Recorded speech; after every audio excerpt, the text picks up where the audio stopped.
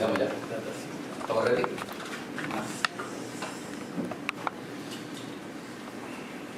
Bueno, buenos días. Gracias por venir. Bueno, yo soy José, soy el editor de este libro, que soy de aquí de San Javier, casualmente.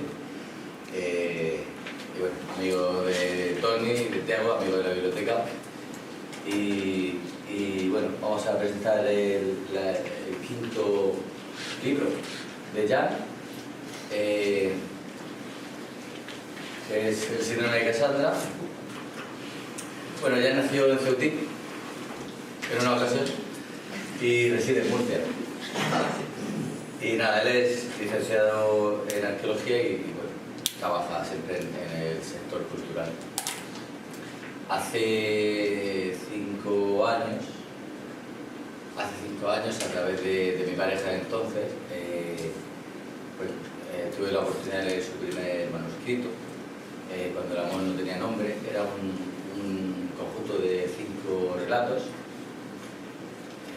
de tema urbano y tal, pero sobre todo el hilo conductor de esos relatos era parejas o romances entre personas homosexuales en épocas donde esos romances no se podrían haber publicado, ¿no? Pero sin embargo acontecieron. Por eso lo que tú llamas un ejercicio de arqueología emocional, ¿no? Especialmente, hay un relato estelar, aunque todo a mí me parece muy bueno, todavía lo recuerdo, El trucha del gitano, ambientado en la Barcelona de la época de los billares, ¿verdad? A mí me pareció muy potente. Y el libro, realmente, primero el tema, el mensaje, el desarrollo de los personajes y la trama, que son los fuertes de Jan, eran muy buenos, y contiene escenas explícitas también, ¿no? Y bueno, nos gusta lo fuerte, lo bizarro, ¿no? Y a mí me gustó el libro y vamos me acuerdo para publicar, fue tu primer libro, ¿no? Él ya estaba escribiendo en la web de atrozconleche.com, que es donde sigues escribiendo, una web de gran difusión dentro del mundo LGTBI. Y bueno, ese libro en realidad tenía continuidad. El segundo volumen, que también publicamos en La Marca Negra, fue Lo que no fue escrito. Un poco de referencia a lo que acabo de mencionar, ¿no? A esa ausencia de referencias de algo que está en la realidad que ocurre, pero no está en la realidad que se representa, es decir, no estaba representado. Entonces, así vienes a cubrir iba a decir una laguna, pero bueno, una laguna inmensa, ¿no?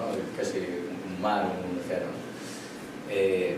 Siempre ha habido amores homosexuales, la mayor parte del tiempo han sido amores prohibidos, y cuidado que no se vuelvan a prohibir en todo o en parte, ¿no? Es un poco de lo que acabaremos hablando.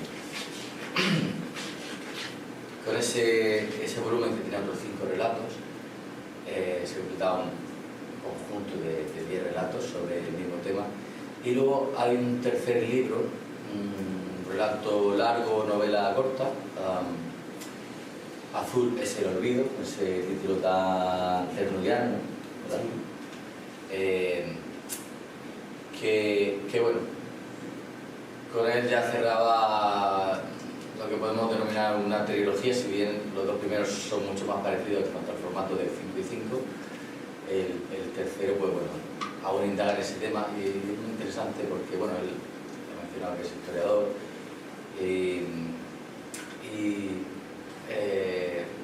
el escenario es la Murcia de la República, ¿no? Previa a todos los acontecimientos de la sublevación fascista, etc. Y bueno, muy cercano en el espacio, un poco no tanto a lo mejor en el tiempo, y la verdad que grandísimo relato, y que viene a llenar de referencias, o a darnos más referencias, no solo del tema LGTBI, sino también, esta vez, insertado dentro de nuestro territorio, ¿no? Ya no estamos hablando de una Barcelona de los 60 o los 70, sino de una Murcia que pisamos a diario, ¿no? Y unas localizaciones pues, que nos resultan familiares. Enseguida, después de este... Digo enseguida porque bueno, hay que resaltar, ¿no?, que ya han escrito 5 libros en 5 años, en un esfuerzo no solo grande, sino creo que descomunal, y sobre todo un esfuerzo descomunal porque aunque él es un escritor que tiene mucha facilidad para la palabra, tanto escrita como hablada, te cuesta mucho trabajo, te cuesta mucho sufrimiento el proceso literario. Ahora ya no, pero especialmente el sufrimiento en este sentido doble en la última obra, ¿no? por el mapa emocional donde transcurre toda la obra y al final es una obra dura de leer. Y si es dura de leer, cualquiera que haya escrito sabrá que es mucho más dura de escribir porque se escribe más despacio que se lee. Es decir, una página la lees en 1 minuto o 2, por eso 2 minutos de dolor, pero se escribe a lo mejor en media hora o 1 hora. Entonces hay mucho más tiempo de dolor.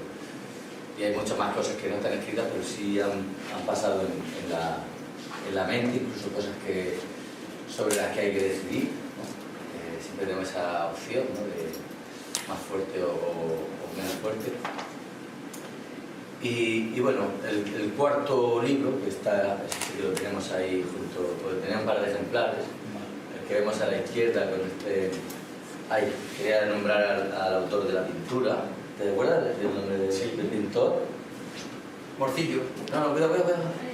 Cable. Rafael Morcillo, no sé si es Rafael. Este.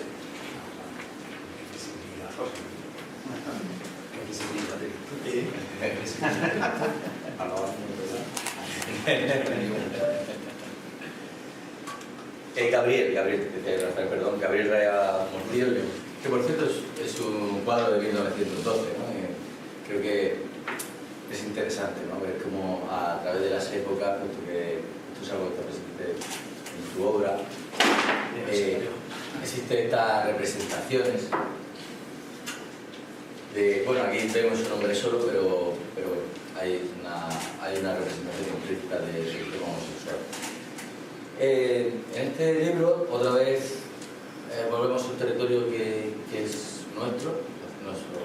Mira, soy un poco patriota incluso para Patria Chica, pero ¿por qué no decir que es nuestro, ¿no?, que lo habitamos, ¿no? Nosotros también. Aunque no seamos aficionados de la tauromaquia, ¿no? También es nuestro.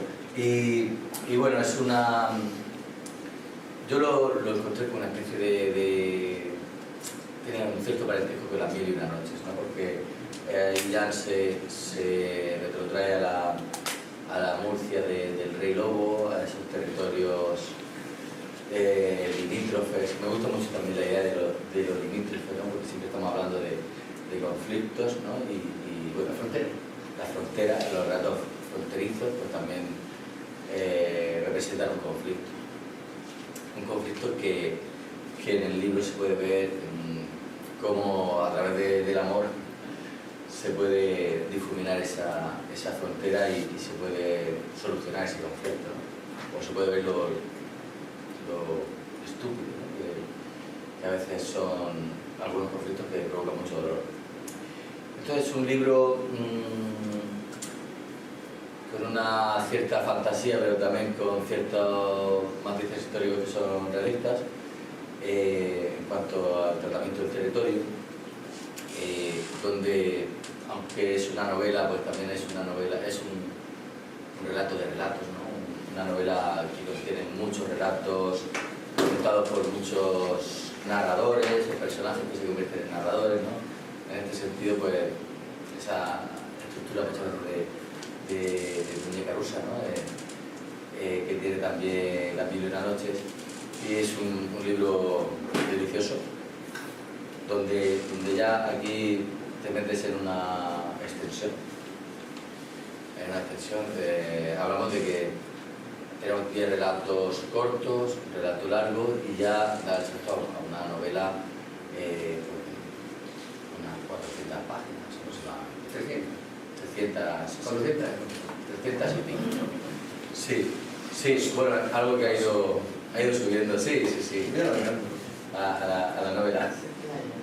Bien, bueno, un poco, todas estas obras las hemos publicado con mucho orgullo en La Barca Negra, podemos decir también que es nuestro autor más libre.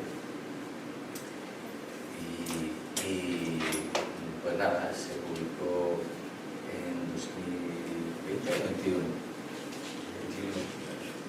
Bueno, y ya a finales de año pasado ya está registrado el nuevo libro, El síndrome de Cassandra.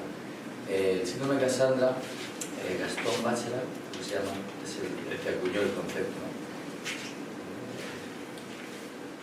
Gastón Bachelard, a mediados del siglo pasado, en 1949, para referirse al síndrome que sufren las personas que avisan de una catástrofe que va a llegar y nadie las tiene, nadie se las cree con el sufrimiento que lleva para esa persona y luego esa persona sufre doblemente, ¿no? Primero sufre porque tiene una intuición muy poderosa y luego cuando ve que se confirma esa catástrofe y que aún habiendo avisado no ha podido detenerla.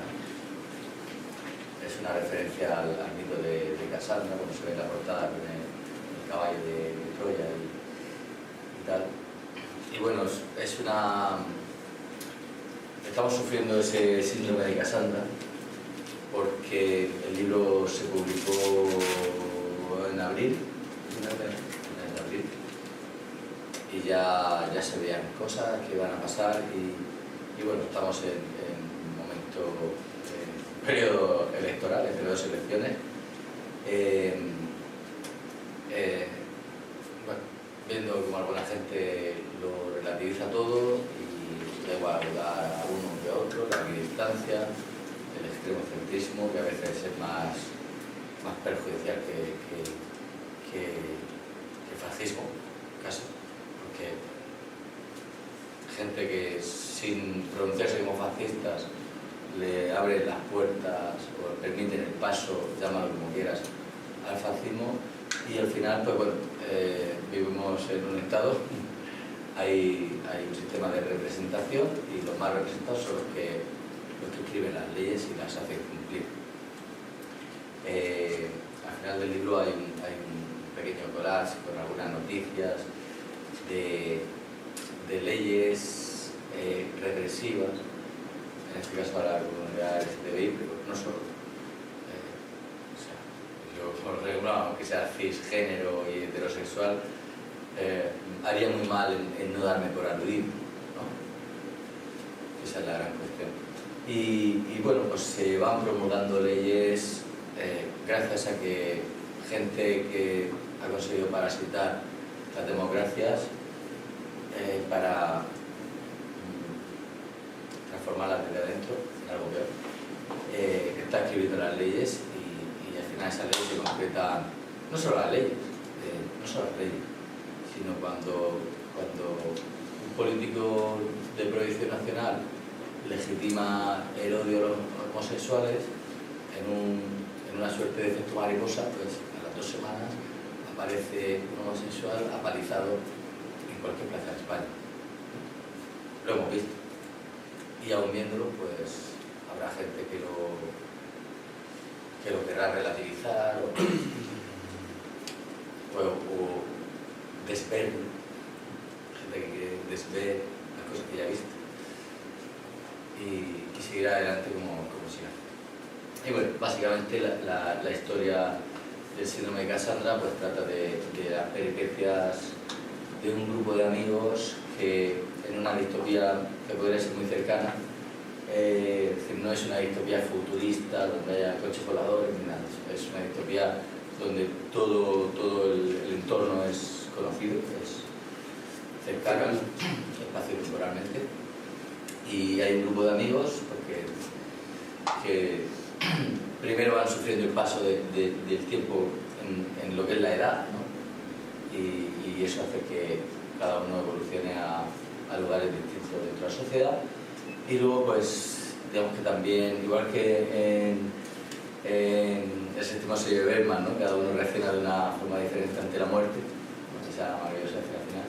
Pues aquí cada uno reacciona de forma diferente hacia, en este caso, hacia la amenaza o hacia, muchas veces la amenaza cuando ya no es amenaza, sino un daño real y concreto. Y nada, bueno, tampoco me quiero extender mucho más, ya que nos perdes tú un poco la lesión de... Me he debido hacer efecto Bermú porque está a punto de morcillarte como 500 veces y me he controlado. Y luego estaré, que normalmente al poner no lo dejo hablar nunca. Porque yo tengo rollo para estar aquí hasta tomarnos el Bermú mañana por la mañana, pero tranquilo, que no va a pasar. Sí que ahora cuando voy a morcillar cosas que ha dicho él, ¿no? Quiero decir, yo como este libro, una de las cosas por las que lo escribí era por, y además lo dice en la dedicatoria, dice, este libro es mi forma de decirte te quiero y agradecerte por tanto. Al final, esta dedicatoria no es que yo se la haga a alguien, esta es la que yo quiero que le haga a la gente que quiere.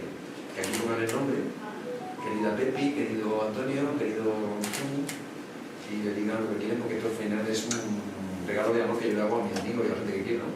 Entonces, como siempre me pongo a liar a hablarme y el libro tal, nunca me acuerdo de decirle a este edito guapo que tengo lo que lo quiero y lo que ha sido para mí que está con él. De hecho, le voy a decir una cosa ahora que no lo sabe, que es que me llamaron para este libro de otra editorial muy grande. No se lo he dicho porque no quería, porque yo quiero que él se sienta querido, porque si no, porque otros me busquen, ¿no? Y yo dije que no hay, que yo soy con los organismos, ¿vale? Y no me arrepiento nada. Es decir, al final estar en una editorial independiente tiene su contra, pero luego tiene otras cosas, que tener a alguien como él, que todo me escucha, que todo entiende que no voy de estrella invitada a ningún sitio, sino que intento que hacerlo lo mejor para mí también, para la editorial. Y luego, cuando ha contado el primer libro que firmamos, nunca se acuerda, yo siempre me acuerdo, que me llamó el timbre, oye, que te bajes abajo, que tenemos que hablar de una cosa. Y yo digo, ¿de qué hablemos? Entonces iba con su pareja en ese momento, nos vamos a tomar una cerveza, bueno, pues yo te conozco, he leído libros, te he leído tu relato, digo, pues bueno, me cuentas.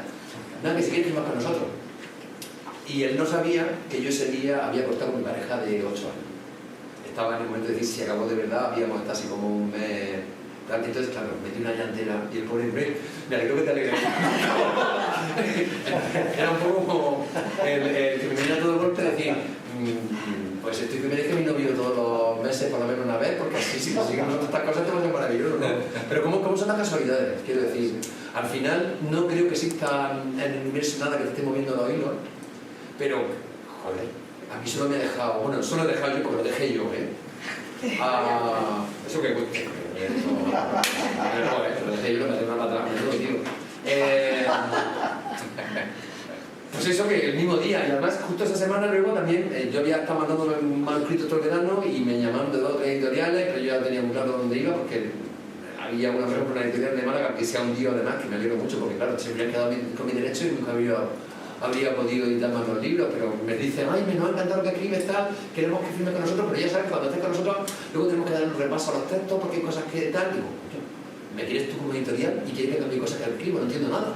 Y el primero que me dice, además, no me habla, va a cobrar muchos miles de euros, no. Lo primero que me dices es que cuando ya firmemos, ya tenemos que hablar con el corrector de estilo porque hay cosas en los libros que no nos gustan, que tienen que cambiar, no entendí nada. Es decir, te llaman a ti para que cambies cosas y te adaptes a una editorial. Y sin embargo, yo, por ejemplo, él jamás ha salido de su boca nada parecido. Y como yo también conozco a otra gente que está en otras editoriales, como yo cada vez lo quiero más. Él es que heredero, que no puedo hacerle nada, pero que se haría cosas. Pero solo por agradecimiento, no porque me guste. Que yo soy así agradecido. Eso es una de las cosas que quería decir. Otra cosa que quería decir es que esta mañana justo, como digo, venga, como voy a San Javier, a lo mejor me dan vermú, voy a desayunar fuerte, me he ido a comer unos churros con chocolate a la churrería más morona de Murcia. Y justo cuando sale eso, ¡ay, que me he leído tu libro, el último! Pues que sepa que me gusta más. Digo, hija mía, me lo he justo en el momento. Y además, que es la única persona que me lo ha dicho, porque todo el mundo me está diciendo que me gusta con este libro, que yo no quiero todo al final. Estos son mis hijos. Y uno lo quiere por que sea más tonto, pero yo los quiero todos. Es verdad que cuando me pongo a leer los primeros relatos, noto que hay muchas cosas que cambiaría, pero ahí están y en su momento fueron importantes para mí, ¿no? Pero digo, justo hija mía, ¿qué ojos has tenido para que yo me vaya contento y seguimos así que como mamá no vas a escribir ningún libro más, digo, así, al final, es verdad que iba de buen rollo, ¿no? Y que yo otra cosa le agradezco, y tengo la suerte que no tengo, todavía debo darme un libro más, y a lo mejor ya me tarde, pero tengo luego suficientemente puesto a la hora de escribir como para, siempre lo digo y no lo digo de mentira. Quiero decir, el día que yo consiga escribir un párrafo que se parezca a Ana Matute, me doy por satisfecho. Todavía no he conseguido eso. Y esto no es falsa modestia, de verdad, que no... A mí, mis grandes escritores, los que yo tengo en mi cabeza, no creo que llegue a un punto seguido que hayan escrito ellos nunca en la vida. Y creo que también esto es bueno. Creo que esto me hace... Este sufrimiento que dice él, que yo... Porque es verdad que me parece que estoy de parto 1 año y medio, pero es verdad porque... Yo vengo de un mundo donde primero fui gestor, luego fui formador de adultos y luego también he sido guía de turismo. Y me di cuenta que el truco para que lleguen estas cosas es que tú te creas lo tuyo y seas apasionado de lo tuyo. Cuando yo me di cuenta que podía explicar una exposición de arte contemporáneo, que es muy difícil de explicar, porque tienes que hacer referencia incluso filosófica, y que al final si te gusta a ti lo transmite, me di cuenta que si al final yo me implico en las cosas que escribo, también las transmito. O otra gente tiene otro don de, no sé, de montar un negocio, vender muchas camisetas, o ser muy simpático. Yo no soy tan simpático, pues yo tengo el don de que a lo mejor si me implico en lo que escribo o en lo que hablo, consigo transmitir esa misión. Entonces, el problema es que a veces me implico demasiado. Y yo es verdad que con este libro ha habido muchos momentos muy malos. Menos más que ahora ya lo leí y me va entendiendo.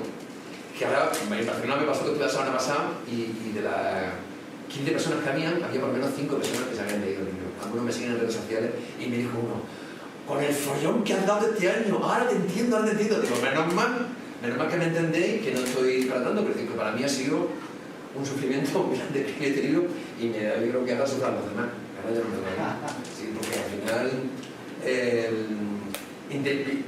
me quedan de aquí a fin de mes como 4 charlas. Voy a intentar un poco ser optimista, porque es verdad que cuando me pongo a soltar este rollo la gente se va un poco un día y yo no quiero provocar eso, al contrario, yo lo que quiero es movilizar.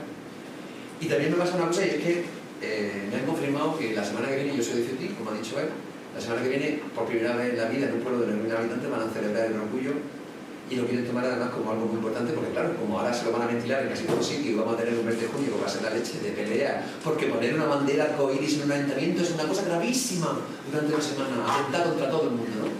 Porque él ha dicho una cosa, que es que los primeros libros de relatos que yo hice, que son Cuando el amor no tenía nombre, Lo que no fue escrito, al cielo se lo olvido, lo que yo intentaba era, porque yo no he visto nunca la historia de amor de los años 30 entre 2 hombres. Y además que sean pobres, no ricos, ingleses, que sepan inglés, griego, que toquen el piano, que sepan hablar de filosofía como Call Me By Your Name, que además fue una de las cosas por las que yo escribí ese libro. No puedo soportar más ya 2 ricos ingleses enamorados. Quiero pobres, quiero gitanos, quiero gente inculta, porque también se enamoraban. Porque al final ese cine es muy clasista y sobre todo muy plumófobo, que es, aceptamos los heterosexuales que en Call Me By Your Name haya un hombre y un chico que se enamoren porque los dos son machos, no tienen pluma.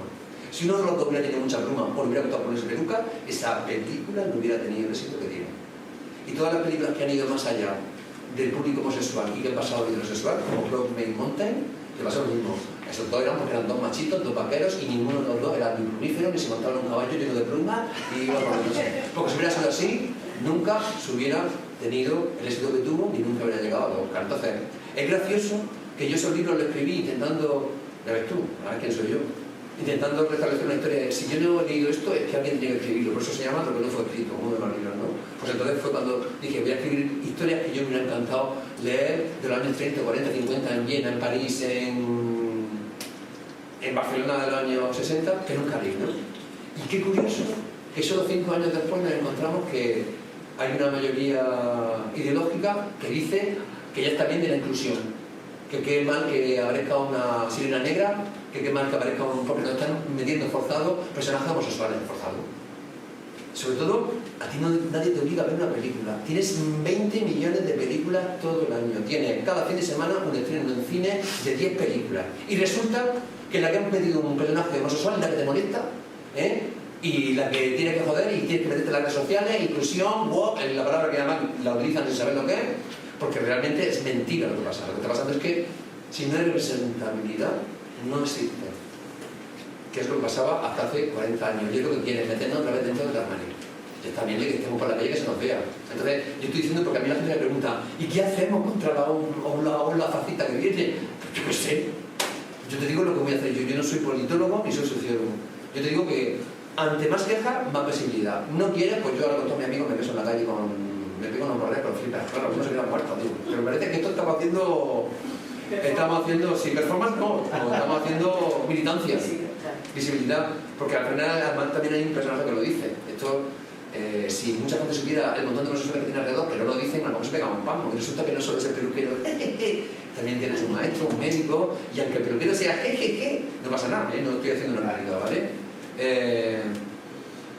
Entonces, pues me veo que yo esto empecé escribiendo hace casi 15 años, hice un boceto de unos 7 capítulos, era solo una distopía, y lo escribí pensando en que yo quería escribir un relato de terror que fuera terror real. ¿Qué es lo que más miedo te puede dar? Es que de pronto que tú vivas en un sitio que es libre, que es una democracia, y de pronto te das cuenta que empiezan a cambiar las cosas y van contra ti. Hay un libro por ahí que se llama una película que se llama Los límites de realidad, que sale un americano super nazi, los negros, los judíos, tal, y entonces de pronto va el tiempo y lo convierte en judío en la Alemania nazi. Y se ve lo que tiene que pasar, ¿no? Entonces eso es lo que yo quería. ¿Qué pasaría si las personas comunes, no voy a decir normal porque la palabra normal me parece horrorosa, hay que sustituir la palabra normal por habitual. Habitual, sí. La palabra normal es la odio, no puedo cortar el piso. Sobre todo cuando ya utilizan la palabra antinatura, como ha utilizado el obispo Munilla esta semana diciendo que somos antinatura. Y yo estoy a punto de hacer una videoconferencia y decirle, si existimos en la naturaleza, no somos antinatura. Lo que es antinatura es ser célibe y cuando tiene el ganas que te mano un niño.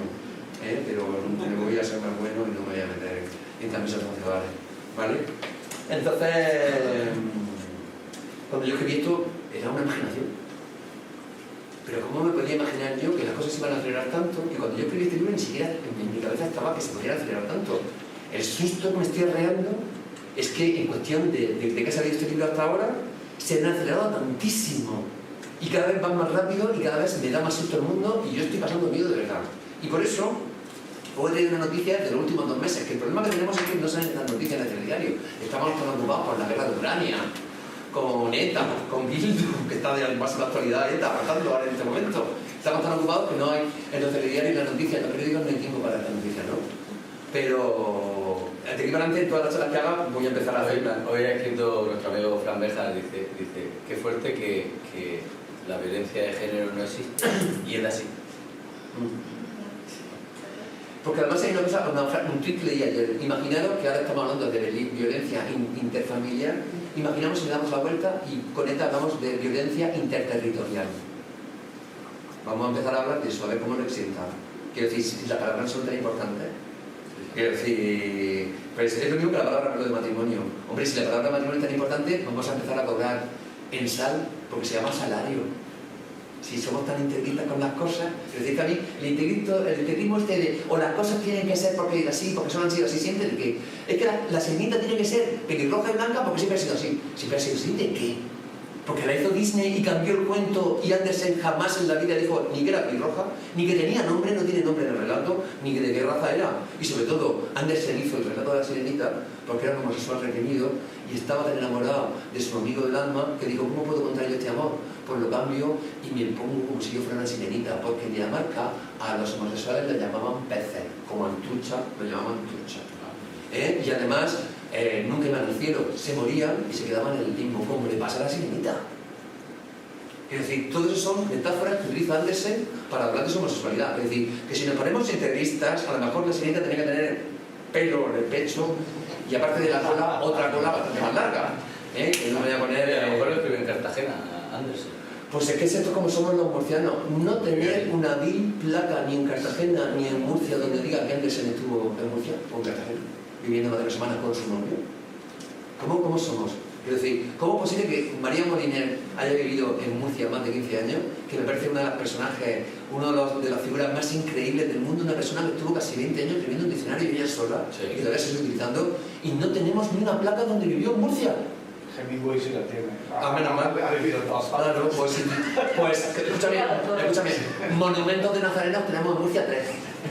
3 monumentos de nazarenos. Y además son los 3 muy distintos, ¿sale? Uno sale con el cirio, otro con el rosario y otro con una cruz.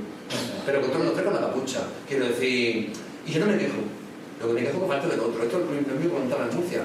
Yo no me quejo que sacan procesiones en Murcia casi todos los días, si tú no te quejas porque yo un día al año saqué un desfile de orgullo.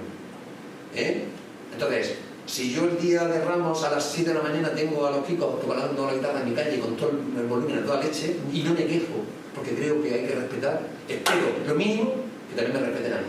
Porque yo solo lo hago una vez al año y no le como terreno a nadie, ni ofendo a nadie, ni le estoy faltando respeto a nadie porque yo estoy en la calle. Entonces, lo que te estaba diciendo es que desde que salió el libro hasta ahora, os voy a traer solo 3 noticias, solo desde que salió el libro, ¿vale?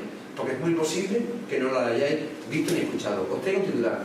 Familias LGTBI en Estados Unidos huyen de los estados con mayoría republicana y dice uno de los entrevistados, ha sido una completa caza de brujas. Lo siento, pero ahora tengo que demostrar mi edad y le tengo una gasta. No hacía falta que digo que era, ¿sabes? A verme aquí a hundirme o sacarme a relucir. Dice el subtitular: el proyecto de ley más restrictivos, la creciente austeridad e incluso las amenazas físicas se hacen temer por su seguridad en los estados gobernados por el Partido Republicano, porque ya hay en 5 estados varios republicanos diciendo que hay que quitarle los hijos a familias homosexuales. Y el problema no es que lo digan, el problema es que empieza a moverse la máquina. El problema de que no queremos que haya homosexuales en las películas es que luego tampoco queremos que hayan en la vida real. Quiero decir, sé que yo no me estoy metiendo nada. Si viviéramos en el año 20, que me dijera la gente está loco, tendría sentido, pero es que no. Es que esta historia ya la hemos pasado una vez. Este déjà vu de que porque a los judíos les cierran las tiendas no va a pasar nada, ya lo hemos vivido una vez. Este déjà vu porque si se llevan a los gitanos no va a pasar nada, ya lo hemos vivido una vez. Este déjà vu porque vamos a dejar a Alemania que haga lo que quiera porque si no se enfada y si invade Polonia no pasa nada, ya lo hemos vivido una vez. Y los mecanismos son exactamente lo mismo. Hay por ahí un filósofo alemán que dice, ¿qué es lo que pasa en Alemania? Porque no era de un día para otro. Era, vamos cambiando cositas poco a poco y un día sale Ana Rosa entrevistando a Desocupa y dándoles un micrófono en su programa, que son nazis, que la mayoría llevan cruces camadas en los brazos, y les da un micrófono y dice que es legítimo que alguien, sin una orden judicial, entre a una casa y le pegue una paliza a alguien y lo saque de la casa. No sabemos si es un ocupa o no. La cuestión es que no hay nadie que demuestre que esa gente ha ocupado una casa ilegalmente. Porque además, ya sabéis que esto es una mentira. Hay un delito que se llama allanamiento de morada. Y tú se lo puedes denunciar y te lo echan a la casa. Entonces, si tú como periodista, que además hay que tener en cuenta una cosa, estamos dándole pábulo y razón de ser a una periodista cuyo libro más famoso es un plagio. Y se atreve a dar lecciones morales ¿de qué? ¿De qué? Quiero decir, hace 2 meses se hizo muy popular un momento de Ana Rosa diciendo es que no me puedo creer cómo los políticos me intentando.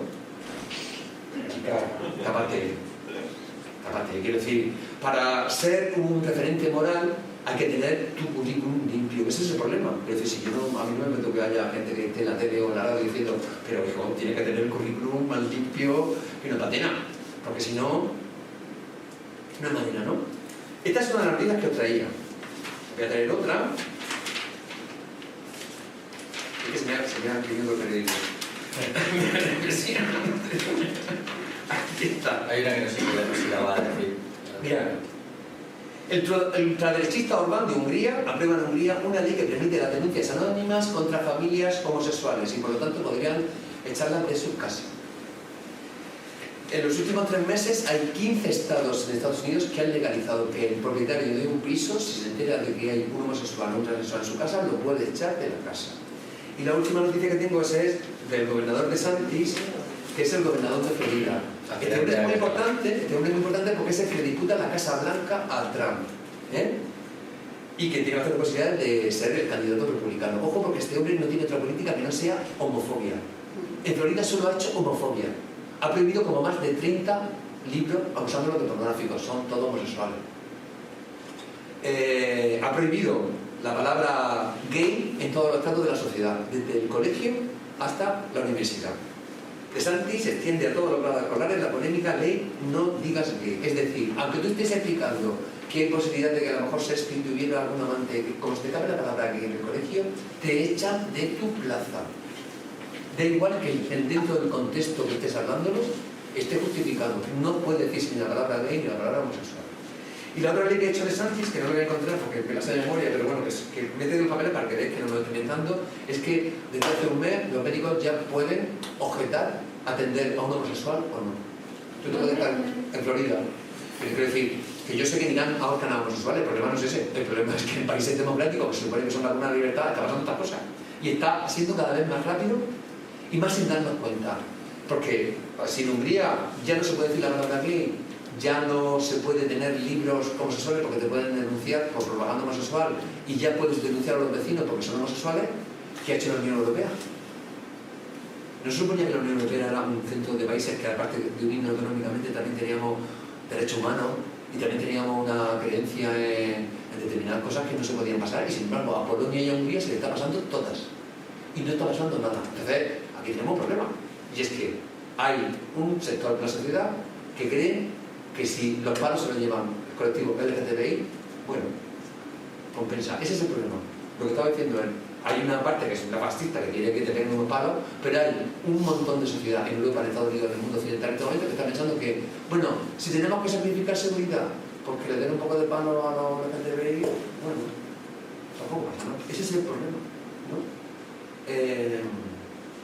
Esta semana, es que tampoco quería que se me pasara esto. Esta semana me han llamado para que haga un poco el pregón del orgullo de mi pueblo.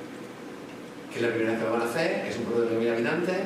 Si lo quieren hacer porque se ha convertido un poco en el único así pueblo de toda la zona que va a hacer algo parecido. De hecho, es la primera vez que se hace en toda la zona porque nadie lo había hecho nunca. Entonces me han llamado a mí, que me ha hecho mucha gracia. Porque yo tengo mucho trauma con mi pueblo. Yo me tiré hasta los 13 años comiéndome palizas, tortas, todos los putos días de mi vida. A la noche lo hablaba con... Me llamó una amiga del pueblo y dice, ¿qué vas a hacer? Digo, pues no lo sé todavía. Sí, llevarme una metralleta, probar, hacer así como Carly, de pronto tiro la leche de vaca a todo el mundo y lo monto todo. Porque yo soñé muchas veces que yo era Carly.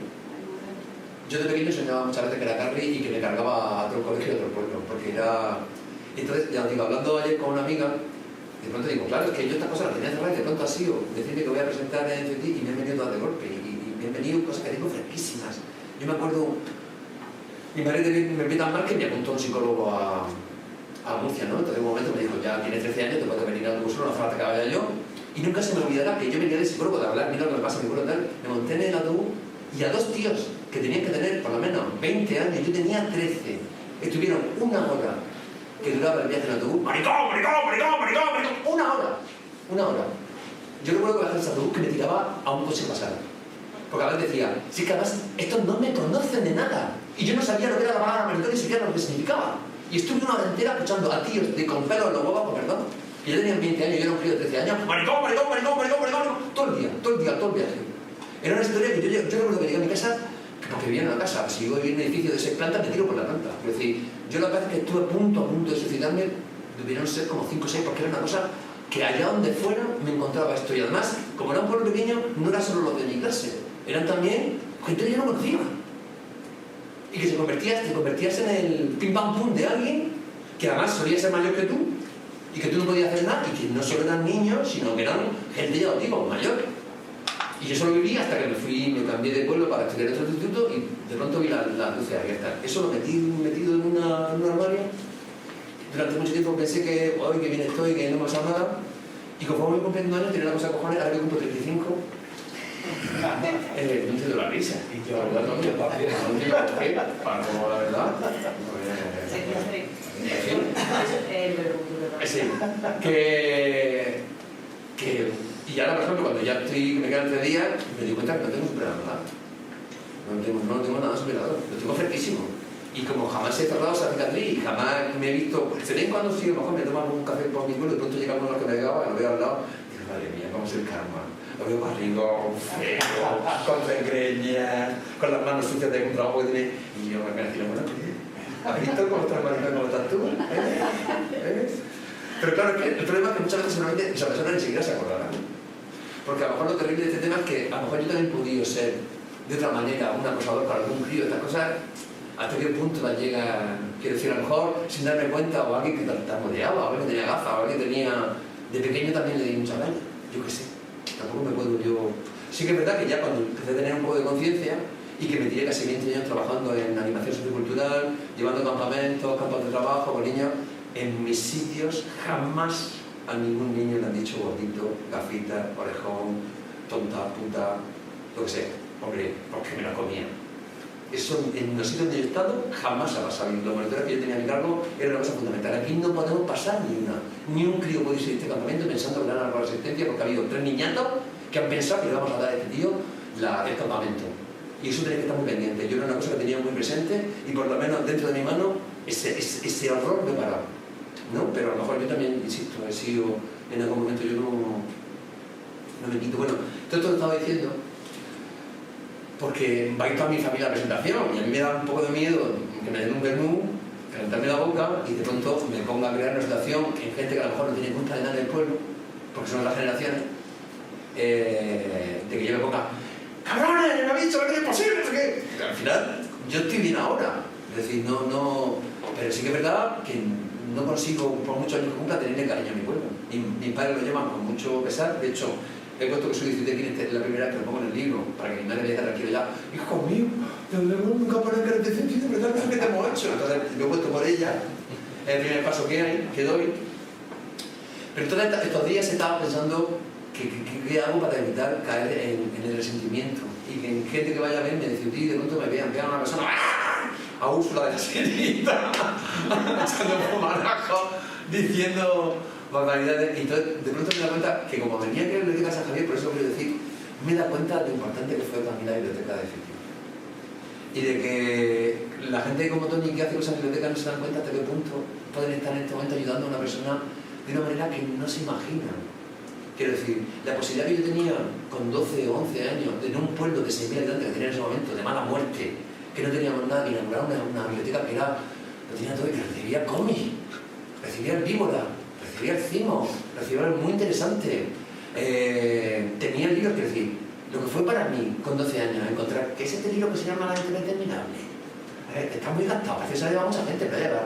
Lo que fue para mí leer la primera vez La Historia Interminable, ver lo que cabía en la cabeza de un hombre, todo lo que desarrolla con el tema de la fantasía, de lo que podemos ser, lo que podemos crear, el mundo que te puedes crear, el mundo, cómo puedes crear un mundo tú y transmitírselo a la gente, eso no tiene precio. Entonces, estoy intentando buscar ese camino de que yo no tenga solo cuentas pendientes con mi pueblo y también me doy cuenta que, aparte de los profesores del colegio, que siempre dieron la cara por mí, joder, lo que fue la biblioteca Madrid. Quiero decir, por la biblioteca, por ejemplo, yo he descubierto el libro de fotografías antiguas de Murcia y dije, otra cosa más chula, yo quiero ser guía de turismo. Yo quiero hablar de estas cosas. Si además yo lo llevaba, yo me había recorrido toda Murcia ya, yo me había visto todo patrimonio ya tenía esa base, ¿no? Y eso también lo de la biblioteca. Y de pronto vi un libro que se llamaba 100 años de soledad y yo tenía 13 años. Y decía, bueno, si este tío se va a Nobel, yo voy a intentarlo, ¿por qué no pega? Oye, que me leí 100 años de soledad 3 días con 13 años. Yo ahora no sería capaz, pero fuerte. Pero con 13 años me leí 100 años de soledad. Yo nunca me lo había podido comprar, nunca.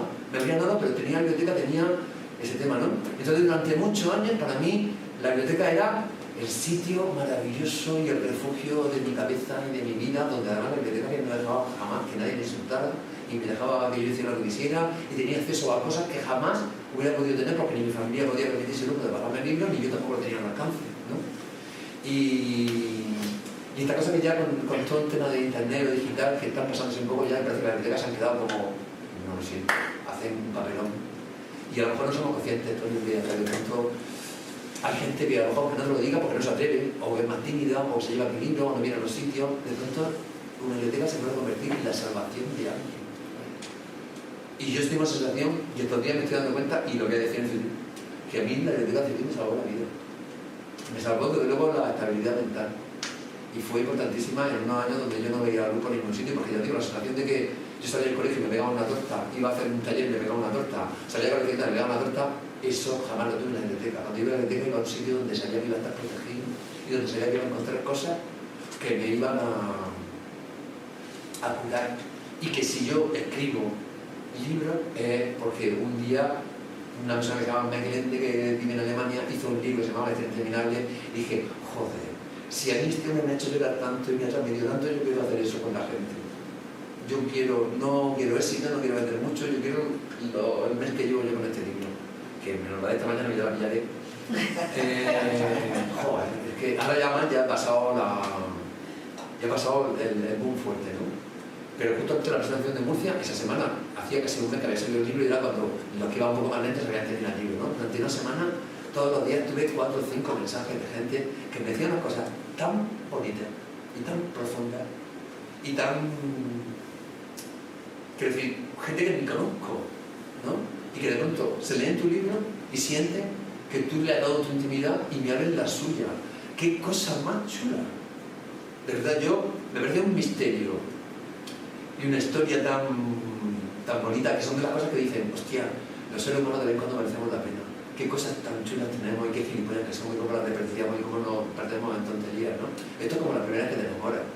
Que también los primeros libros de relato fueron más a mí, como yo me tiré toda la infancia pensando que yo no soy digno de amor, yo no soy digno de que me quieran, cuando me que enamoré dije, hostia, ¿esto qué es? Luego ya me cagué en la puta madre de mi novia, ¿no? Pero esos momentos donde de verdad, que es lo que al final yo tengo mi personalidad y no tiene por qué caer bien a todo el mundo, y como soy una personalidad muy expansiva, pues a todo el mundo le cae bien, yo también lo entiendo, y es una cosa que también es mío, ¿no? Pero mi justifico mentalmente y de conciencia es, yo lo que siento, lo siento de verdad. Y cuando me pega un bombazo el amor, es que he estado diciendo, ostras, esto de verdad es el amor. ¡Qué cosa más chula! Que luego se pase ya a otro tema, que luego tenga otras cosas, que luego ya me dé cuenta con la vida que el amor no solo es suficiente, que tiene que haber otras cosas. Pero con los libros lo mismo, ¿no? El buscar ese, decir, es que yo me tiro un año y medio pensando, llegaré a la gente, me querrá, cuando me venía esto no me va a querer tirar en la cabeza porque yo sabía que era un libro muy duro. De hecho, esta mañana la de los chorros me ha dicho que ya el capítulo al final se lo ha dejado porque no podía leer más, porque estaba angustiado, tal, digo, no, oye, ¿qué decir? Yo era uno de mis miedos, hacer un libro tan duro que a la gente le costaba llegar al final. Es verdad que si yo no hubiera tenido escrito el final, que era un final que yo creo que es bueno y bonito, no hubiera hecho nunca este libro. Yo no soy un sádico, no soy el Michel Haneke. No me gusta ni el cine cruel, ni las películas crueles. Creo que muchas veces que es la única manera de espabilarlo, pero creo que tiene que darle al espectador o al lector una posibilidad de agarrarse a algo, que no te den ganas de tirarte por un barco, ni menos, ¿no? A mí una película como la de Clint Eastwood, la de La Oseadora, a mí si yo pienso en la Clint Eastwood, le pego una paliza que no, la de la película se queda, vamos, pegando al lado de él. Quiero decir, ¿me puedes contar la misma historia sin hacerme sufrir como me has hecho los últimos 10 minutos? Y cabrón.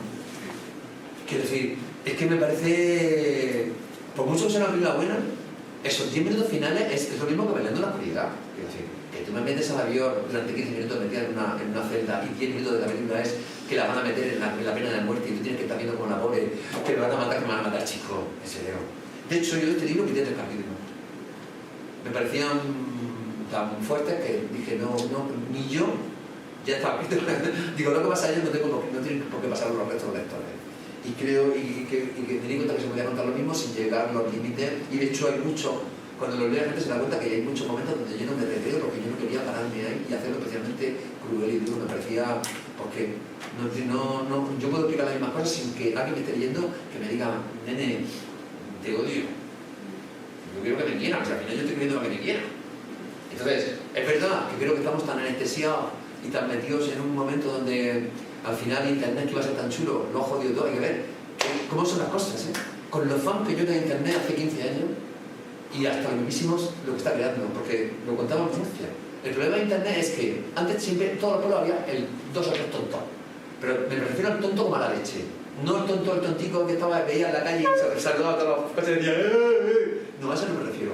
Me refiero a que en la barra del bar ¡es que los negros! ¡Es que los judíos! Todo el mundo pasaba a ver y se iba del bar. El problema es que ese tío ha descubierto que tiene Internet y se ha puesto a hablar con otros. Y han descubierto que si todos votamos juntos nos pueden joder a los demás. Que además era el típico que en el colegio no aprobaba ni el recreo, que le daba tortas a todo el mundo y que siente una humillación que una presentadora sea negra en la televisión de España o que un presentador sea gay en la televisión de España. Y lo siente como una humillación porque va contra él, porque no tienes 20 millones de canales para ver cosas, no tienes 20 millones de plataformas para ver cosas. Resulta que tienes que ver el programa donde está el presentador homosexual y el que te fastidia. Entonces te das cuenta que a otra gente le pasa igual y vamos juntándonos todos y vamos a joder la pava, porque nos sentimos humillados. Porque yo era el rey de la creación y ahora me han quitado de mi trono y eso no lo puedo permitir. Y aquí me temo que tenemos que venir al heteropatriarcado famoso y una ideología que lo tienen también muchas mujeres. Esto no es solo el hombre, que es el hombre varón blanco tiene que ser la cúspide de la sociedad y a partir de ahí no podemos discutir el tema. Y además, precisamente ayer ayer, no, antes de ayer, estuve hablando con un amigo hacía como 2 años y me está contando el proceso que yo viví hace 2 años, que es cómo superas que tu padre, que vivió en una generación de la posguerra con 80 o 70 años, lo educaron de una manera que a ti ya te cuesta muchísimo, que es a punto de morirse, porque mi padre jamás me ha dicho que me quiere, o me ha dado el brazo, o me ha dado un beso cariño, porque es incapaz de hacerlo. Es decir, tú como hijo has sufrido ese tema, pero anda lo que he sufrido él, que es incapaz de darle rienda suelta a sus emociones, porque eso era perder masculinidad. El montón de hombres que se han perdido un montón de cosas porque no hubo manera, porque le amputaron la sensibilidad y las emociones, porque eso no era de hombre. Y yo he visto a un par de tíos míos cuando se murieron sus padres que han pasado unas quintas malísimas porque no fueron capaces de llorar en el entierro, y eso al final se les metió dentro y se convirtió en algo feo y negro porque no fueron capaces de dar emociones. Yo me encanta llorar cuando me toca, de hecho me paso llorando, pero me tengo muy a gusto y creo que es muy bueno, pero a mí la gente me la dan a ella que no lo tuvieron, ¿no? Y por ejemplo, el tema es que, por ejemplo, mi padre sí que ha sido capaz de hacer una cierta regresión. Y cuando venía mi padre que se apuntaba a los cursos de baile de salón con mi madre y de pronto a los beques se llevan 500 jamones, 200 marrones, y mi padre está siempre me pide la boda botija para ser el primero de que se hace de bailar, y se pegan unos bailes unos más que yo digo, pero ¿para tocar, ya los jóvenes que están bajo bailes que están para montarlos en la silla con ruedas y darle una vuelta, pobre, ¿no? Pero mi amigo, por ejemplo, ese asunto no lo ha tenido. Mi amigo ve que su padre ya tiene 80 años, no se cae del burro y que los 4 hijos le están reclamando, tienen nietos, tiene hijos, tiene... No está capaz, está desesperado, porque parece que se va a morir y no va a tener ni un momento de ese acercamiento afectivo emocional que a esa persona le amputaron, porque al final se la amputaron, y esa es la historia, que si te la amputan no te lo recuperas. Si no has tenido problemas algunos, de pronto se le moría una hija, un hijo, entonces de pronto dijeron, anda, mira, y fue cuando cayeron del guindo, ¿no? Entonces, el peligro también es un libro que habla mucho de eso, de los abrazos, de querer, y no la familia, sino la familia que tú eliges. Qué importante que es demostrar afectivamente lo que quieres, porque puede que llegue una distopía y de pronto te quedes sin un montón de gente y no le hayas dado ese cariño, ese afecto a esa gente que lo necesita. Y que no llegue... Hay una frase maravillosa que te dice la vuelta, que por nadie pase. Que por nadie pase. Que no llegue más o menos. Hay una historia que estas 2 últimas semanas me estoy contando mucho, porque claro, la gente me dice, estoy recordando mucho de tu libro, con lo que está pasando en el mundo y sobre todo con lo acelerado que está todo. Ya os digo, que yo esto pensaba que podría a lo mejor ser dentro de 5 años, pero no ya. No ya. No pensaba que la cosa iba a ser tan rapidísima y que vamos a encontrarnos esta historia ya tan rápido. Entonces la gente me estaba preguntando mucho ¿qué hacemos? Pero ¿me cuentas? ¿Qué hacemos? ¿Qué quieres que te diga? Es que sé yo lo que voy a hacer con mi vida, así. Sí que es algo que yo voy a hacer, que es acabo de decir antes, que cada vez más visibilidad, cada vez voy a ser más afectivo, cada vez voy a hablar más de, pues oye, eché un polvo anoche con un tío, no vaya y que me escuche todo el mundo, por si acaso mi trabajo, esta noche que ha tocado, ¿no? Esta noche está viendo la serie, tranquilidad. Pero intento decir, aunque sea llevando al lado frívolo, el no esconder, porque yo no estoy haciendo nada malo, sobre todo porque lo hago con gente adulta, ¿verdad? Y con gente que le apetece hacerlo, y no me voy a niños, como hacen otras, pero dicen que somos pecaminosos y degenerados, ¿no? Entonces, aparte de la seriedad, hay una cosa que está muy clara, y es que los malos siempre nos van a convencer de que ellos son la mayoría y que ellos tienen la razón. Y es mentira. Yo tengo claro, y además he no me lo claro, quiero decir, hubo una persona que me dijo, después de la presentación en Murcia, que la conozco así muy poco, se había leído el libro, dice, joder, dice, me ha encantado la presentación, pero lo que más me gusta es cuánta gente guay había aquí. Digo, ¿qué? La gente guay abunda. Pero los malos tienden a crear la historia de que son la mayoría y que el mundo es malo. Y es mentira, cochina, coño. Yo estoy rodeado de gente buena, bonita y que intenta hacer las cosas bien por lo menos. Por lo menos lo intentan. Quiero decir, una cosa es cuando tú le haces daño a alguien sin darte cuenta, y otra cosa es cuando le haces daño a conciencia. Eso es la diferencia entre la bondad y la maldad. Quiero decir, por supuesto que entre nosotros nos hacemos daño, le tenemos la pata, le hacemos daño a la gente, por supuesto, porque somos humanos. Y tú no estás en la cabeza de todo el mundo. Pero una cosa es hacerlo conciencia, otra cosa es hacerlo sin querer. Entonces, yo cuando se hace sin querer, evidentemente intento perdonarlo, sobre todo con la gente que quiero, que ya tengo un currículum de gente que quiero que son 30 años, ¿no? Entonces, la persona me decía, estaba como muy sorprendida, digo, si es que al final Esto es parte de la filosofía de los malos. Y es crear el ambiente de que como somos tan malos y somos racistas todos, somos homófobos, nos metemos todos en ese rollo. Que ese es el problema de legitimar estos discursos en la tele, que es los normalizas. Como Ana Rosa dice que está bien que sientan donde se ocupa, que son nazis, que peguen palizas en las casas, yo también lo normalizo y creo que está bien.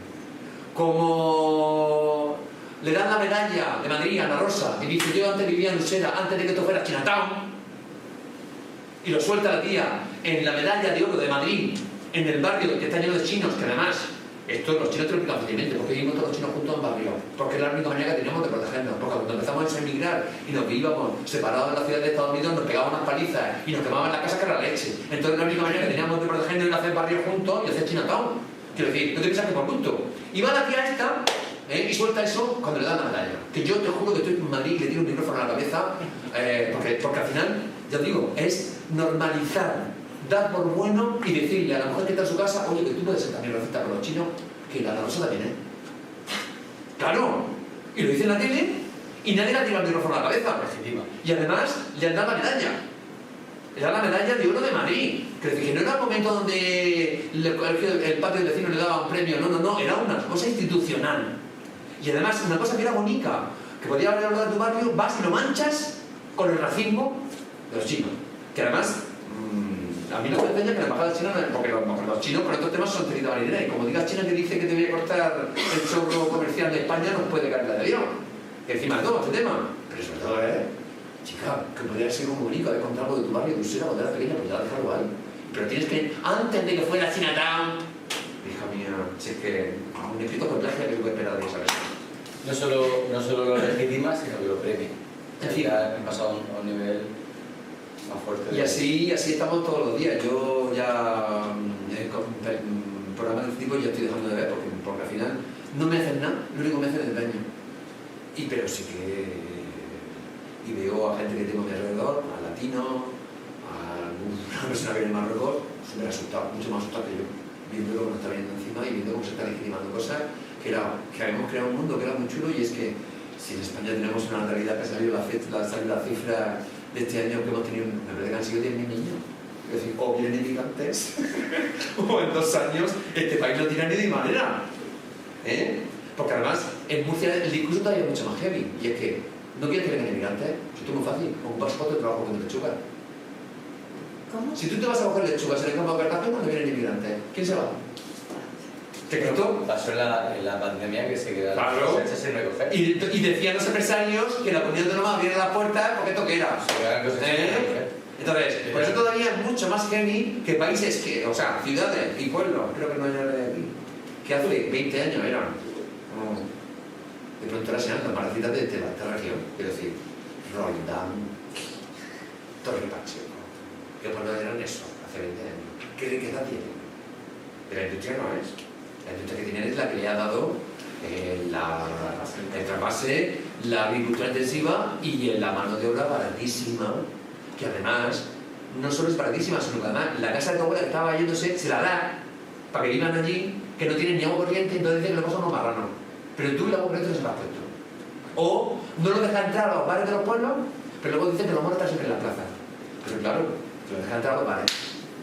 Que hagan lo que les haga de los mismísimos, que se tomen un café, que no te haciendo otra cosa. Pero el problema es que tú no dejas entrar a los bares de tu pueblo y luego no pretendes que estén entre la gente. ¡Es que se meten en la calle! ¡Es que me han mirado mal! Que te han mirado mal. ¿Tú has pasado por un andamio lleno de españoles? Claro que tiene los españoles en el andamio. Como estas cosas. Y como además... Mi vida ha sido siempre una vida de darme cuenta de que las generalizaciones siempre son mentiras, y además es maravilloso. Es decir, yo por ejemplo, en mi experiencia en el campo de trabajo, no sé si sabéis que son campamentos para adultos. Yo era coordinador de campamentos para adultos de gente de 18 a 25 años. Gente que muchas veces acababa la universidad, el típico un pollo que nunca había salido, todo me parecía, anda, hijo, corre el campo de trabajo que coloca gente, ¿no? Y yo hacía campo de trabajo internacional. Y era todos los veranos, unas lecciones que me quedaban, porque claro, la primera que yo fui, la francesa, como es. Qué estúpido, que no sé qué arrogante, los franceses, claro, te sale la vera española. Y es que, como Francia nos trata a nosotros, como nosotros tratamos a Marruecos, nosotros nos comportamos con Francia como los marroquíes se comportan con nosotros. Es que jode, que un país que está un poco por encima te diga que soy una mierda, que soy unos marranos, que soy unos incultos, es que jode. Claro, ¿no? Entonces, A mí me salía Sabina, que es la típica de un español, que es hay que despreciar a los franceses como son, que arrogantes, no sé qué más, claro. Llegaron como trabajo y empecé a conocer franceses tan bonitos, gente tan culta, gente tan loca por conocer España, que dije, vamos a mirar. Con los norteamericanos me pasa lo mismo. La mentalidad típica es, yo consumo hamburguesa, veo Disney, todo lo que tengo americano, pero los americanos, mierda de América, mira todo, esto es muy típico español, pero lo escucho aquí mucho, ¿no? Que los americanos, y luego he conocido a cada americano tan simpático, tan culto, tan guay, que por supuesto que habrá el de Nebraska, de la granja, que como aparezca a 20 kilómetros pega el tiro, por supuesto, pero no es eso, es que, como decía, que veis cuando hay que mirar la Biblia, cuando se va a los de Sodoma, y dicen, ¿por qué los van a matar a todos? Hombre, si son todos los pecadores, pero si por lo menos hubiera 20, si hubiera 20, los dejo a todos libres. Si hubiera por lo menos un solo justo en Sodoma, dijo Dios, perdonaría a Sodoma. Pero es que no había ninguno. Pero es que el problema es que esto no es la Biblia, el problema es que es la vida real. Y en la vida real siempre hay por lo menos uno justo entre los moros, entre los gitanos, entre los negros, entre los homosexuales, que no tiene por qué comerse el marrón de los demás. Yo como este fin de semana en Barcelona, pues claro, el tema era que los catalanes se pensaban que allí la ola fascista no iba a llegar y de pronto se ha pegado un susto con las elecciones que en varios pueblos han ganado, han arrasado, lo que ya sabemos, y están asustadísimos. Digo, qué pesada, sí que también soy español y coño, lo siento, pero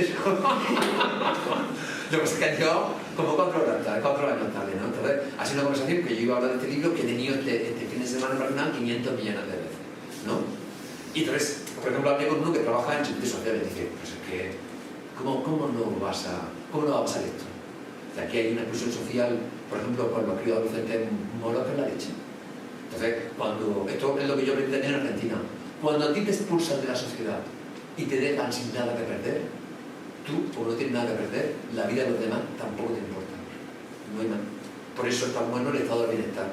El estado de bienestar al final es un contrato que hacemos con todo el mundo, que es que yo te doy un estado de bienestar para ti y tú, si estás bien en esta sociedad, no te la vas a cargar, ni más ni menos.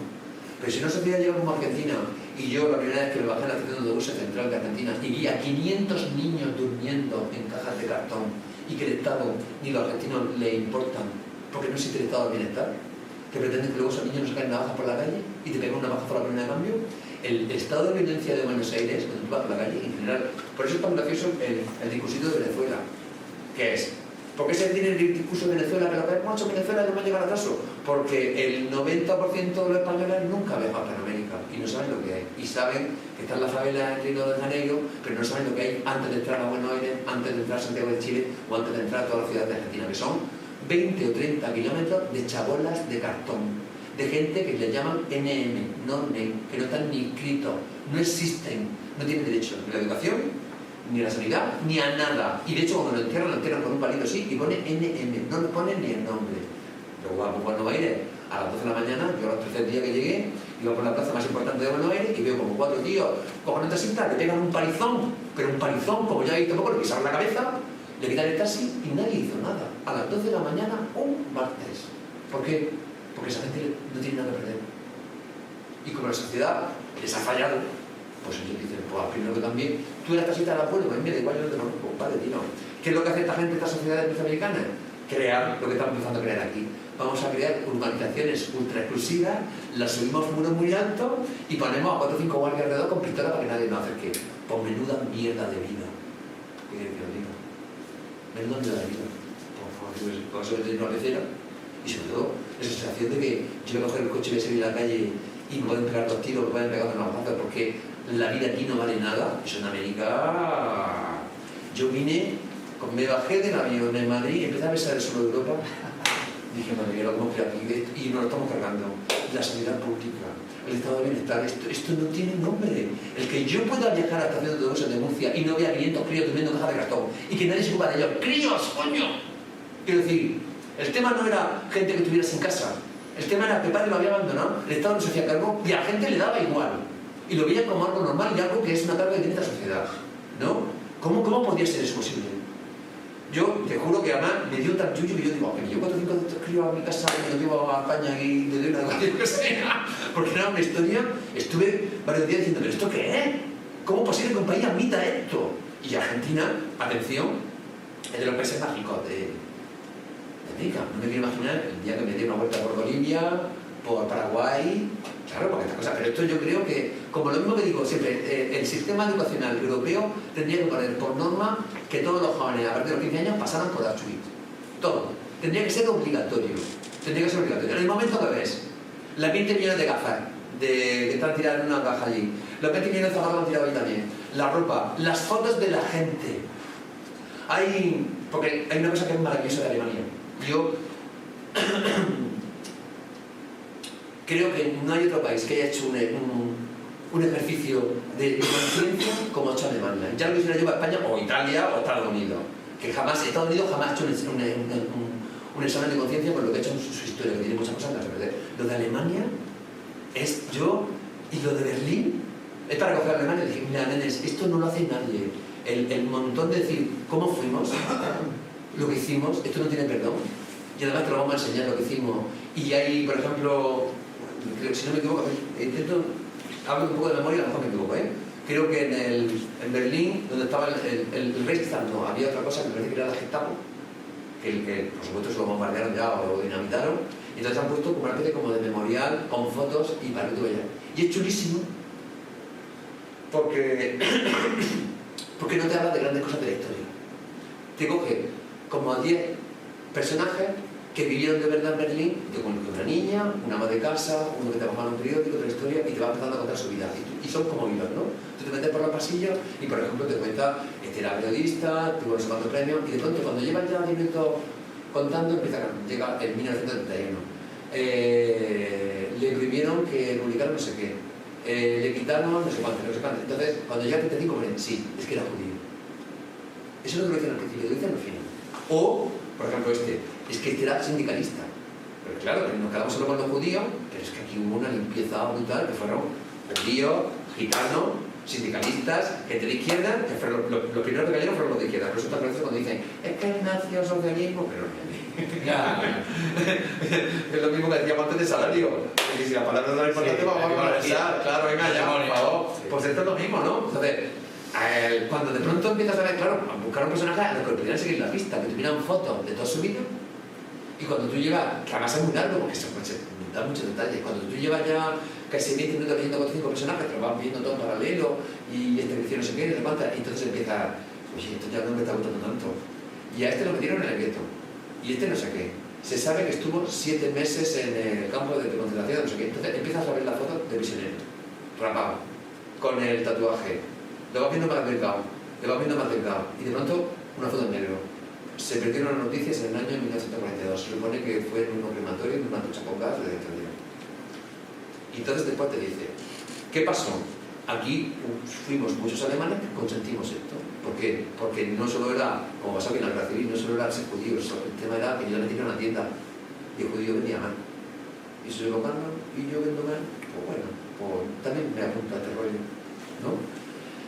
Lo que te estaba contando antes del filósofo este judío, cómo explica cómo fue el cambio de la sociedad alemana, que es que el problema no es que llegó Hitler y dijo, voy a hacer campo de concentración, voy a meter a todo el mundo, voy a enterar, voy a limpiar, ya conquistar toda Europa, voy a intentar bombardear Reino Unido, voy a liarme con Japón. Eso no lo digo primero. El rollo es, la mentalidad es la del puente, que es que si tú todos los días pasas por un sitio donde estás haciendo un puente y cada día van poniendo una viga, tú no eres consciente de que estás haciendo el puente. Hasta que un día pasa y dices, coño, se han hecho un puente.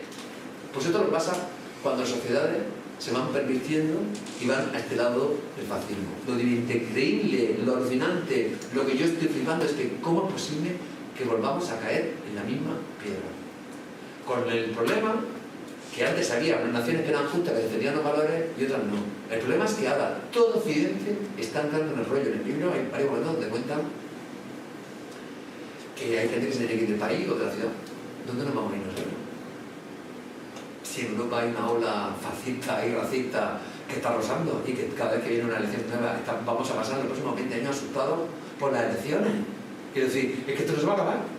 Es que el problema es que nos hemos metido en una historia mental que es que vamos aparcando todo el tema de la ilustración del siglo XVIII, que es el pensamiento racional y científico. Y por eso, una de las obsesiones de la ultraderecha es vamos a darle caña a los médicos, vamos a darle echar caña a los meteorólogos, vamos a darle caña a los veterinarios, con la tuberculosis de ganado todo lo científico, porque es el marco que nos regula objetivamente Y así puedo yo manipular a la gente como quiera. Si no tenemos algo que diga, no existen las razas, somos todos iguales, da igual el color de la piel que tienen. Porque eso científicamente está demostrado, genéticamente. Si tú tienes un científico que dice eso, te jode el argumento. Si tú tienes un científico que te dice que no hay aviones que estén fumigando a nadie, que es mentira, que ahora se ven más aviones porque hay más aeropuertos, hay más tal, y porque cambió la atmósfera y dejan una estela como de cristales. Si tú, un científico, le quitas y dice que es mentira, que está confabulado contra el poder, contra la gente esta del año 2000 que dice que no sé, es que te pones a leerlo y se lo creen. Quiero decir, yo antes a mí me daba risa, ahora empieza a darme miedo, porque empiezas a escuchar y además todo. Es decir, no es que yo me quedo con los antivacunas, pero venga, admito que existe el cambio climático. No, es que entró en todo. Las antivacunas son malas, nos van a meter el chip, lo están fumigando, los veterinarios son malos, no quieren que vendamos, porque además esto es tan fácil como tú quieres promocionar la carne con tu concurso de Castilla y León, convertir en un bistec delante de todo el mundo. Si es que esto es tan fácil, venga, pedreamos, pero no se lo comen. Que además, con el tema de Castilla y León estamos jugando algo que la Unión Europea diga que no se puede aportar ninguna carne española y nos vamos a chinchar. Es decir, la broma con este tema es, y que yo, llegado a este punto, digo, ¿sabes lo que digo? Pues a lo mejor los de Castilla y León se lo merecen. Yo no, pero ellos, porque es que estamos locos. Vender carne de animal tuberculoso que se puede transmitir al ser humano. Pues este es el problema. Es decir, el problema es que yo lo que estoy viendo ahora es que en vez de ir a mejor, vamos a peor, y se están quitando los cimientos de una civilización que no adopta mucho, es los dos cimientos más básicos que son los derechos humanos y el pensamiento científico y racional. Y que cosas que antes eran indiscutibles desde los años 40, porque se creó la ONU para defender los derechos humanos, ahora ya se están. Es que lo del barco de Grecia, no sé qué dice la noticia. Es que es posible que sean más de 1000 muertos. Es que cuando abren la bodega y empiezan a aparecer, ¿qué es lo que pasa? En la bodega donde meten a los niños y a las mujeres, cuando nos enteremos que a lo mejor en ese barco hay 300 niños ahogados. Pero el problema no es ese, el problema es que tú en este momento de la sociedad con 4.000 euros te vas a Japón y te pega un viaje que te caga y hay gente que paga 4.000 euros y termina ahogado en un barco. Y encima de todo, ni merece un titular en la tele. Y además, no solo eso, si encima de todo hubieran llegado a alguna isla de Grecia, todavía lo esperan los fascistas griegos, les pegan una paliza como pasa 500 veces, lo queman en el campamento. Y ya, eso lo hemos normalizado. No se ha parado el mundo por el barco de Grecia. No ha salido titulares, no ha salido la... Si esto hubiera sido en un rascacielos en Nueva York, nos tiramos 3 semanas de especiales y llenamos ahí con el micrófono, que lo flipas. Pero como son negritos bonitos, quiero decir, como no hemos soportado a los europeos con los sirios, esto no tiene perdón de Dios. Quiero decir, cualquier persona que haya pasado por aquella... que es lo que habla con mucha de esta gente. Estoy aguantando a un dictador como este, todavía me escapo de la guerra y todavía me acusan de terrorista. Esta historia. Daros cuenta. Quiero decir, es lo mismo que toda la gente que salió de España en la guerra civil y llegan a México, ¡fuera! Es decir, es que precisamente los españoles, la gente que vivió por lo menos fue muy bien recibida. Y no aprendemos nada. No aprendemos nada, ya te digo. Y no solo eso, sino crearse el rollete de que, bueno, pues un refugiado ha pegado 4 tiros en Suecia. Pues claro que es normal, se les va la olla. Pero en Estados Unidos tenemos todos los días asesinatos de gente blanquita, hetera y católica y no sale en el periódico. Y no decimos que esto es un peligro, porque realmente es el peligro real. Y cuando tú pones a hacer el análisis, los atentados que más están contando en este momento víctimas en el mundo son los llevados por neonazis. Entonces, he dicho que no ser pesimista, insisto, de esto viene por lo que yo iba a decir antes. Al final, el problema es que nos tragamos este discurso y pensamos que no hay nada que hacer. Y por supuesto, este momento, este libro está hecho para que hagamos cosas ahora. Y que nos demos cuenta de que esta vida que yo tengo ahora, consumir y consumir, y que podremos cambiar muchas cosas, es chula, es bonita. Hay cosas que podemos hacer muy chulas en este momento y que yo tengo gente alrededor que me deja vivir y que voy a pelearme con uñas de dientes. Quiero decir, van a hacer un orgullo en el Mirador, aquí me empiezo a colocar. Van a hacer un orgullo en la Algemesilla del Sordete, aquí me empiezo a colocar. Porque cada vez le doy más valor a estas cosas. Cuando estuvimos aquí la primera vez, recuerdo como una mujer que me preguntó, luego es que le he dado tantas vueltas a esa pregunta. Preguntó, bueno, esto del orgullo y la gente que está muy bien, pero ¿tú qué piensas de atrás? Porque la imagen que dan al colectivo, claro, con esa firma y que es la degradación de las mujeres. Joder, había tirado una hora entera hablando de esta cosa y de pronto va una mujer que te dice que la atrás marginan y da una imagen mala de las mujeres. Y dices, ¿qué hacemos entonces?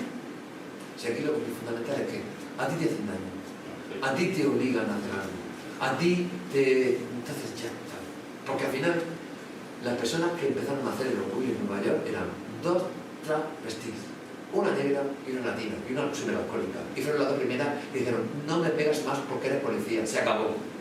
Y cuando cerraron el sitio, al día siguiente fueron todas allí, y eran todas travestis, negras y latinas. Entonces, cuando de pronto sale una carroza con una travesti, con pluma trayectoria, dice, esto es la imagen, mira. El que dice que daba malévola, ¿dónde estaba en los años 60? Porque lo dice ahora. Pero eso me conozco yo aquí, porque hay un personaje aquí, que es ese, que es. Yo estuve en el armario, yo me casé, yo tuve hijos, de pronto ya con 45 años salí del armario, me he hecho un novio y doy la cara y digo homosexual. Pero oye, el orgullo no me representa. Qué mamarracha la que está en las carrozas. Vete a la puta mierda, hombre. Encima, que vienes tarde y mojado. Y todavía puedes decir esto porque hubo gente que se ve contenta por ti porque lleva una peluca. Ahora todavía te vienes con moño. Y sobre todo esto es fácil como, tú quieres dar una imagen, súbete una carroza. Y sal tú de hombre normal, vestido, hetero, con traje chaqueta, súbete una carroza. Que nos vamos a reír también. Porque vamos, el espantajo.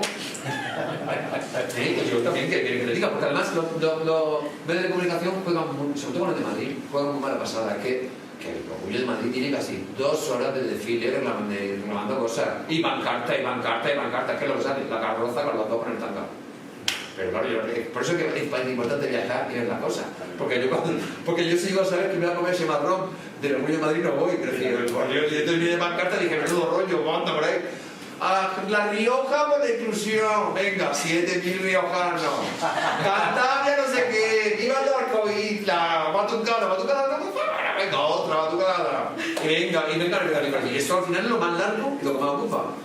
Oye, en la noticia lo que sale es el osito con el tanga, barbudo y con 2 petroneras. ¿Qué hace muy bien? Si hubiera tenido el teléfono para poner petroneras, todavía no lo he cambiado. Y ahora, de hecho, estoy pensando en la vez que me pongo en Madrid, que ya tengo que darle un sí, porque además. El cetino es muy formal, solo faltaba ya. Sí, el 30 de. Gran Libre y Lavapiés, que no me gusta más. Lavapiés y Gran Libre. Las dos cosas. Entonces, como Murcia salía una falda, pero era muy larga, ya está bien. Y yo parecía que yo la puedo hacer. Yo quiero enseñar un muslo, y con la pena que tengo, vamos, yo... Tiene que notarse. Pues si me das otro vermut, todavía esta maqueta cerca también. Bueno, pues lo dices tú. Ahora llega el momento de que si tenéis que hacer preguntas, sí, ya sabéis que si tenéis una pregunta es media hora más de charla, o sea que baja otra vuelta de responsabilidad. Bueno, se calla. Yo ya te lo he dicho personalmente que el libro me ha encantado y hago día de que puedo, pero sobre todo a mí lo que me gusta muchísimo es que hablo muchísimo del concepto amistad, más que de defensa del colectivo y historia en sí, de esa amistad que hay de los personajes y todo lo que al final lo que me hace a mí escribir un libro es cuando tengo por lo menos 3 ideas de ese libro que me parecen que son 3 fundamentales y no me vale solo una. Tengo que tener por lo menos 2 o 3 que sean gordísimas y que crea que un libro no solo se puede explicar con una... Esto habla de la distopía. No, tienes que utilizar por lo menos 3 frases más para explicarlo. Y al final yo lo que me di cuenta que hace que le tire para adelante para decir, venga, me voy a ponerme a escribirlo y es que tenga por lo menos 3 ideas muy potentes y que no se pueda... Lo que le pasa como más solo la materia, no. Para mí hay muchas más cosas. Para mí era hablar de una sociedad de la que yo nunca había hablado y era los excluidos de la media, las mujeres, los homosexuales, ese mundo que no había escuchado, porque al final siempre la edad media era la espada, el hombre, el caballero, ya ves que la tiene más larga. Y yo estoy de guerra ya de la edad media grandísimo, de hecho por eso apenas son en guerra y batalla en Almar, ¿no? Entonces aquí pues, también era esto más allá del mundo, de esto va más allá de la amistad. Y que además la distopía aquí también es una metáfora, porque yo hablo de la amistad cuando llega a los 35 años, como me pasa a mí, que es mi biografía, ¿no? Que es qué pasa en ese momento cuando de pronto ya tiene la gente mayorcita y la gente se va metiendo ya a sus casitas y ya los hijos se han hecho mayores y ya apetece menos salir y gente que pensaba que a lo mejor iba a ser tu amiga de pronto ya no va a ver nunca, porque yo soy una persona que intento mantener las relaciones, pero claro, todo el mundo no le pasa a mí. Eso también, en la distopía también al final es una metáfora y es ese momento de la vida donde de pronto ya no la pandilla parece que no es tan importante y lo importante es mi pareja y yo que tenga amigos y pareja no vale y yo como los amigos para mí son tan importantes porque lo que decía el poco cambiar de tiempo fue cambiar de pueblo fue muy importante para darme cuenta que yo era una persona válida y que no solo era el maricón del pueblo, también fue muy importante para descubrir la amistad. Lo mismo que descubrí en su momento el amor y que yo pues, también descubrí lo que era la amistad y lo que era ser querido por alguien que no te conoce, que no es tu sangre y que hace cosas por ti que yo llevo un mes de gente que ha hecho cosas por mí, por este libro, que no me quiero emocionar, pero joder. Y al final, una de las cosas que yo hice con este libro es pararme y pensar y mirar atrás y decir, a mi madre se lo digo, se pone de los nervios, pero es que es verdad. Si en este momento me pisa un coche, me cae una piedra, mamá, tú tranquila.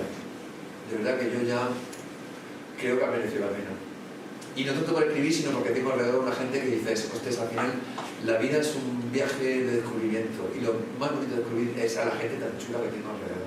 Y que han ido pasando los años y de pronto, además lo dice que es al final, joder, qué chulo de darte cuenta que tenía razón eligiendo a la gente y que elegí gente que de verdad era buena y que iba a estar preocupándose por mí, yo por ella, y que estoy deseando comer y cenar y tomarme una copa y que me falta la vida, que la pandemia lo eché tantísimo también, ¿no? Que al final también habla de eso, de la familia que te busca, ¿no? Y por eso quería contraponerlo a la familia que te busca con la familia que es la tuya, que es que hay por lo menos dos personajes donde en la vida es fundamental darse cuenta que la familia es muy importante, la de sangre, pero hay gente de la familia de sangre que tienes que quitarte de encima ya. Y eso es una de las cosas más difíciles de hacer en el mundo, pero hay que hacerla, porque se convierte en verdaderas losas vitales para mucha gente que nunca se quitan de la vida. Y lo siento, pero el ser padre o madre no te califica como buen padre o buena madre. Y hay padres malísimos y madres malísimas que le joden la vida a la gente de una manera que la leche. Y la gente es incapaz de cortar ese lazo. Hay que cortarlo como sea, lo siento. Es muy duro, es muy difícil, pero hay que cortarlo ya. Aunque te cueste sudor y lágrimas. Pero es que hay padres, madres, hermanos, tíos que no merecen la pena. No te merecen la pena. Y que por mucho que tú te empeñes, porque es tu madre, tu madre, hay verdaderas gente psicópata. Y yo eso me he ido viéndolo conforme he ido creciendo. Y por eso, conforme he ido creciendo, me ha valorado a mi amigo y me ha valorado a mi familia. Pero si no, la cosa tiene cojones, perdón. No, me falta. La cosa tiene cojones que una persona tan antifamiliar como yo soy muy antifamiliar, luego tenga la familia que tiene. Que al final es lo que yo, cuando nos reunimos, se ríe mucho de este tema. Y yo decía, es que tiene una familia que es más guay que no. Entonces yo ese problema no lo tengo. Pero yo sí, conforme he ido cumpliendo años, de pronto me di cuenta que lo mío no era tan habitual. Que alrededor tenía un montón de gente muy, muy tocadísima y muy herida por su padre, por su madre, por su hermano mayor, por su primo, por su tío, por su abuela. Y gente a la que le han jodido la vida para siempre. Y que, sin darse cuenta, no se dan cuenta de que te la han jodido, que si le pega una patada a esa persona, te quitas un muerto encima importante y ya tiene la gente cuidado, ¿eh? Es decir, si tu trauma, si tu padre te ha pegado gritos, tal, eso va a ser difícil quitárselo. Pero quitártelo de encima, por lo menos descanso. Descanso para el espíritu, para la cabeza, da. Y es muy importante hacerlo. Y yo eso lo que soy con mucha gente, cuando ya veo que las cosas ya te han demostrado millones de veces que tu padre no te va a querer nunca, que ese es el problema. Es decir, que damos carnet para conducir y no damos carnet para crear hoy. Y habrá cosas horribles que tener un padre o una madre que sientes que no te quiere. Ya sí. O tener un hijo que no te quiere. Y muchas veces no es porque tú le hayas hecho mal, es que las cosas no son así. O me da un verbo o estamos ya. Está caliente ya. Calentorro. Oye, si quieres decir algo que te lo has dicho, A ver, si alguien quiere